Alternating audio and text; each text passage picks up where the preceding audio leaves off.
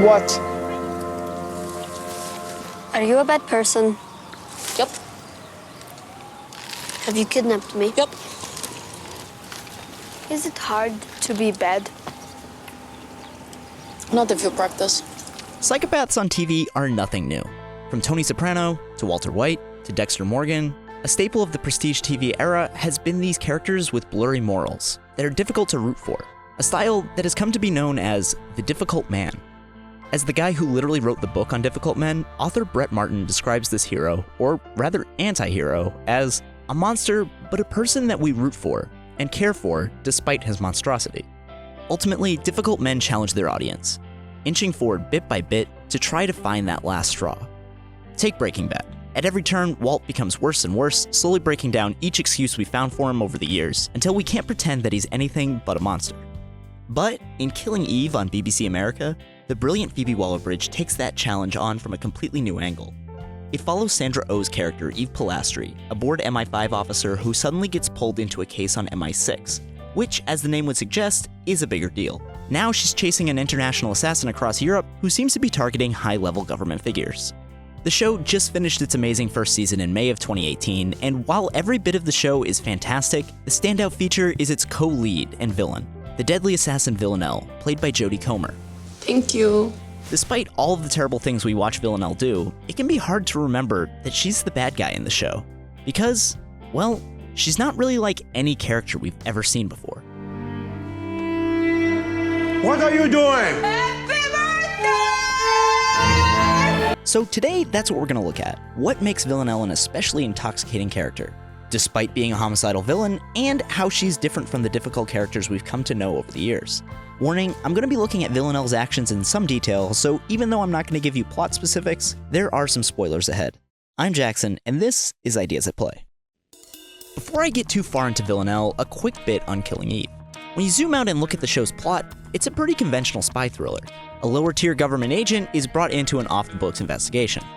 It's not that each plot point the show hits is a new and exciting bend on the genre, but rather it's the way Killing Eve hits them that's so refreshing. Every choice is made in the most eccentric way possible, always finding the time and space to enjoy itself. Like this scene in the second episode where Eve is introduced to her new secret headquarters with her new boss, Carolyn Martins. I once saw a rat drink from a can of Coke there. Both hands. Extraordinary. We've seen secret headquarters unveiled a million times in this genre, but I'm not sure any has ever found the space to enjoy this kind of aside in the process. It catches us off guard, and it's this eccentric approach to every choice that's at the heart of what makes Killing Eve so fun, and what makes Villanelle so endearing. She's really funny. Letting yourself into my apartment and drinking from a tiny cup doesn't make you intimidating, by the way. It's just rude. Villanelle is this peculiar character that's always unpredictable. Not just because she's a murderous assassin, but because she's a child at heart. She finds childlike glee in everything, whether it's faking her own death to scare her handler, or celebrating a mission accomplished. Even the way she talks makes it hard to take her too seriously. She's constantly getting distracted in the middle of conversations, or even jobs, just like a child with a low attention span. Before we go on with this, Yes. is that a sweater attached to a shirt? Is it two separate pieces? How does it work? It gives us the sense that Villanelle is really just concerned with enjoying her life. She's a free spirit who doesn't really have any greater ambitions.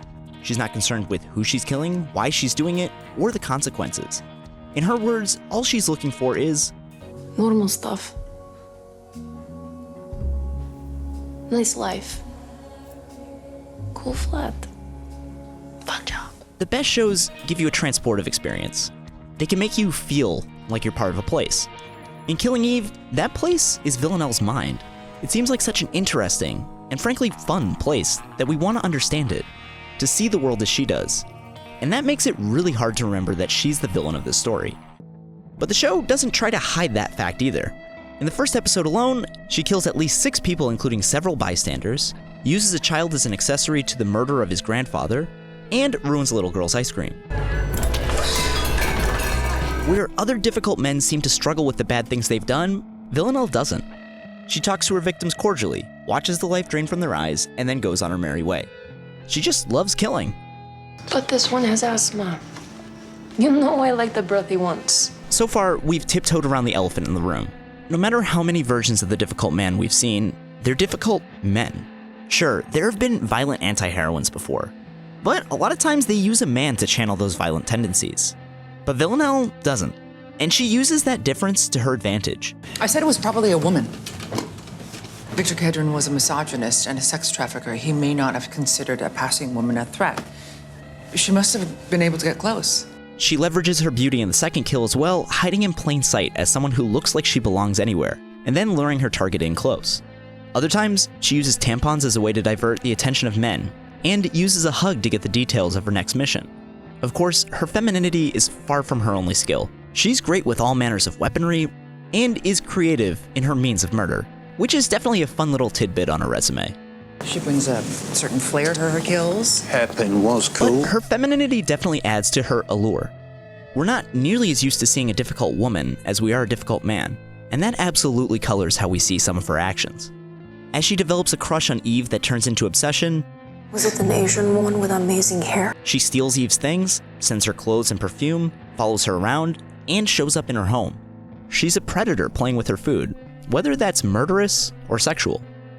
For any male psychopath, this behavior would be menacing, and Villanelle certainly is scary, but at times her crush on Eve comes off almost more cute than anything else. Wear it down. Even in a scene where the threat is explicit, like the first conversation the two have, we focus just as much on the sexual tension and innuendo as we do on anything else. I just want to have dinner with you! Okay? Villanelle is so unusually charming that we can't help but get pulled in. And we're hardly the only ones. One of the main themes of Killing Eve is obsession. Eve herself is obsessed with serial killers in general, and specifically Villanelle. It's the reason she's brought onto the case in the first place. And as Eve becomes more obsessed with Villanelle, Villanelle becomes more obsessed with Eve. Eve's fascination with Villanelle makes her a surrogate for the show's audience and for TV audiences at large. From the very beginning, she has a sort of admiration and respect for what Villanelle is able to do. She is outsmarting the smartest of us, and for that she deserves to do or kill whoever the hell she wants. I mean, if she's not killing me, then frankly it's not my job to care anymore. But beyond that, Killing Eve draws tons of parallels between our two main women. Both are women in male worlds, whether it's in law enforcement or hitwomaning, a word I just made up. They each have handlers, at first both men in Constantine and Bill, and then both in shadowy figures whose motives remain a mystery when Carolyn replaces Bill. Both Eve and Villanelle are doing what they love. And this showcase of similarities blurs the line between hero and villain, even when we keep getting confirmation that Villanelle is a monster. Allez!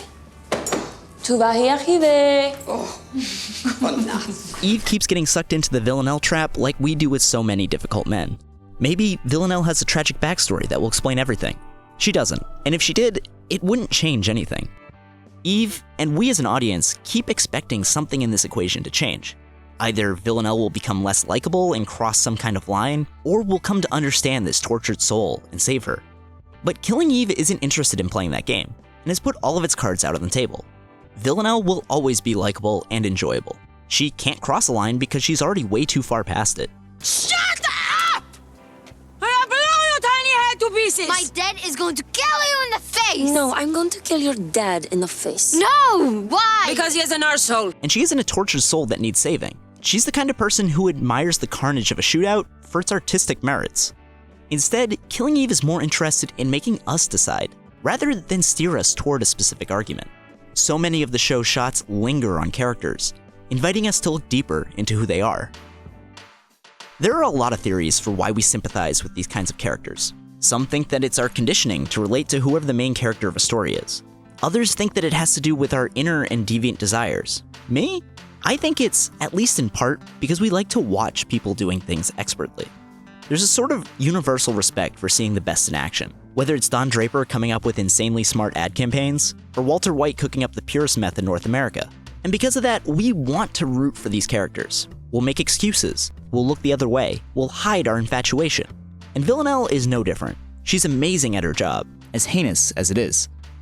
Pulitzer Prize-winning TV critic Emily Nussbaum introduced the idea of the bad fan in 2013. Fans who root for these terrible people and tear down those who try to stop them. Are we bad fans for falling for Villanelle? Probably. But I think that question ignores how hard the answer is here. Because just like Eve, we can't help but be captivated by how entertaining Villanelle is. Thank you so much for watching. Please like, subscribe, and share this video. I absolutely loved Killing Eve, and even though it's probably not the most popular show out there, I think it's probably my #1 or #2 of 2018 so far, so I just had to make a video about it. I didn't spoil the ending on purpose, so if you haven't seen it, I really encourage you to. There's so much to love about this show beyond Villanelle. As always, a huge shout out to my patrons on Patreon who make this channel possible. If you like my channel, head over there and throw in a buck to help make it the best channel it can be. And if you're looking for more stuff, I've been recapping each episode of The Handmaid's Tale this season over on my blog, so take a gander at that. Until next time, thanks again.